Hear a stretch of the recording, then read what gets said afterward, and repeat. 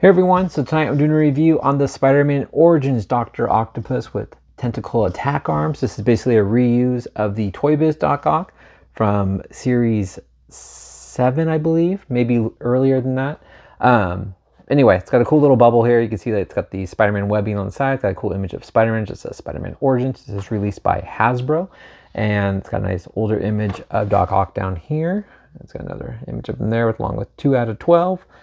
Or 2 of 12. Anyway, it has a brief little bio here, and it shows the other figures in this wave. It has Demo Goblin, Spider-Man 2099, and a Lizard. But we'll go ahead and get this guy opened up, and we'll check out the details. All right, so first up, he does come with a base. It just says Spider-Man Origins with a little bit of web. It's just a sticker. Anyways, and on the back here, let's see. It does say Hasbro on the back, made in 2006. Yep. Anyway, we'll go ahead and check out the rest of it.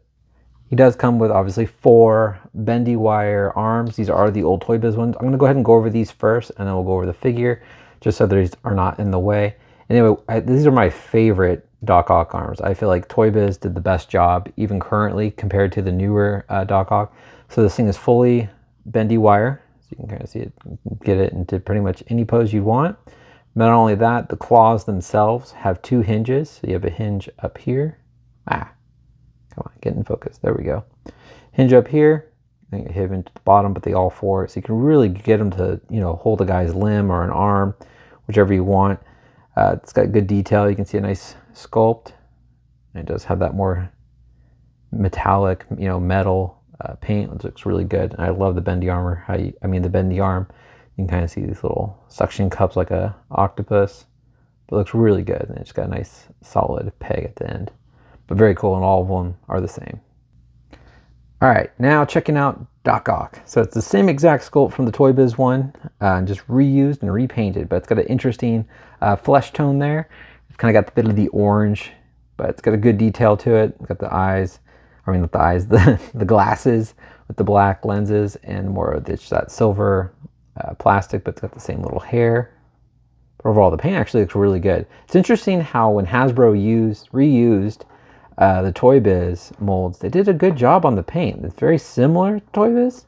Like looking at the flesh, and you can see the different, layers of paint. He's got the white on the teeth. You can even see some pink on the lips. So it's very similar. And then same thing on the hair. It looks really good. And then when they started doing their Marvel Legends, it was weird how they just kind of skimped out on the paint. Even today, sometimes they skimp out on the paint. It's got silver around the top, and it's got the dark green. Mine's kind of off color. You can tell that the past owner, may have left him in direct sunlight, just because this is how it should be, more of a darker green, where this is kind of a little bit lighter. And you can see on the side here, it goes back into that same color. So it definitely kind of faded, it seems, or at least had a reaction to that direct sunlight.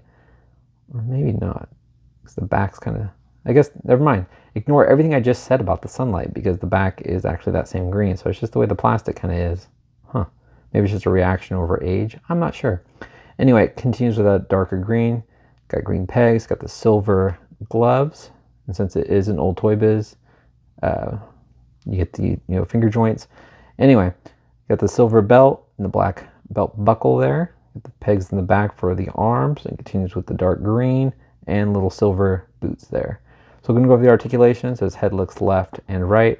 The glasses are removable if you really try. They're not meant to come off, but his eyes are painted underneath.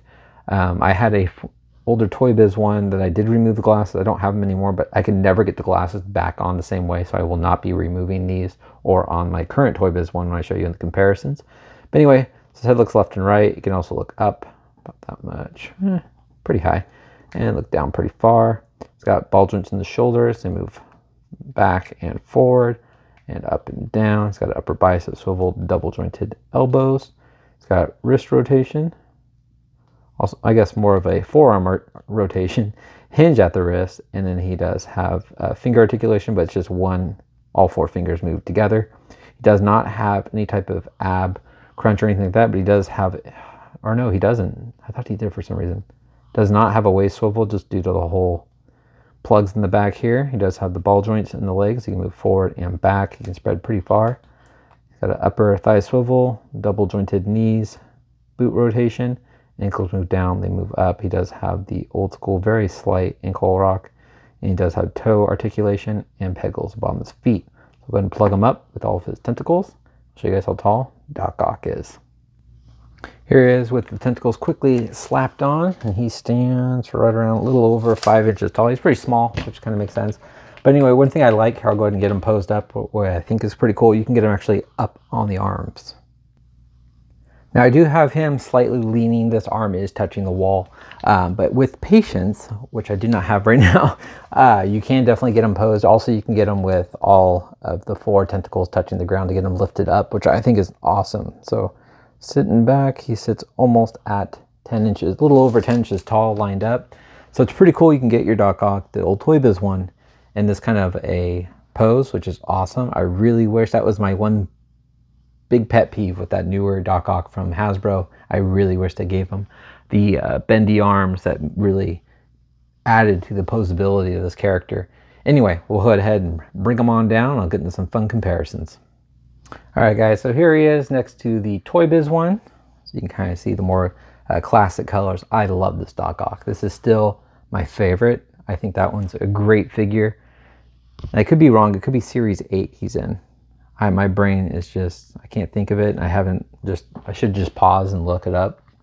But anyway, and then here he is next to the Hasbro one, which the sculpt isn't bad on this guy. He's bigger. He's definitely taller than the other ones. It's just those arms really bother me. They gave him some good paint detailing on the arms, so you can kind of see the blue on the inside, which is really cool.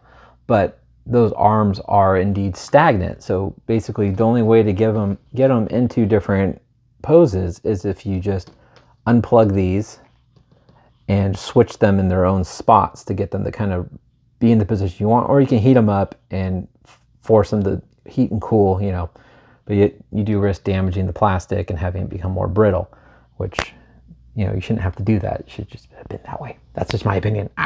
Anyway, love that figure. I think that one's really cool, but definitely a neat little, you know, repaint, a little variant of that Doc Ock. I do not have any of the other ones that are more kind of goofier. There's one that's in the same color. It comes with a lab coat from the, I believe it's either Sinister Six or Fearsome Foes box set. I cannot remember.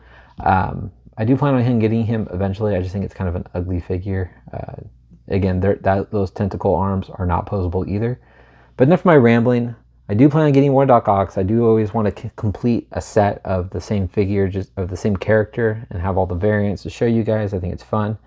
Anyway, hope you guys enjoyed this review. Again, I highly recommend this figure if you don't have this one, just to try him out, especially if you can find a good deal. I think I paid $15 for him in the package off eBay. He's not very sought after, and you definitely can find him in that $15 to $25 range. So if you aren't caring about the colors too much, because he's a little more pricier, he's definitely worth checking out and looking at the arms and maybe trying to swap them into there. I remember the pegs just weren't fitting right. But anyway, let's turn to an 8-minute video. Hope you guys enjoyed this. Please leave a comment, hit the like button, and subscribe if you haven't. Take care. Bye.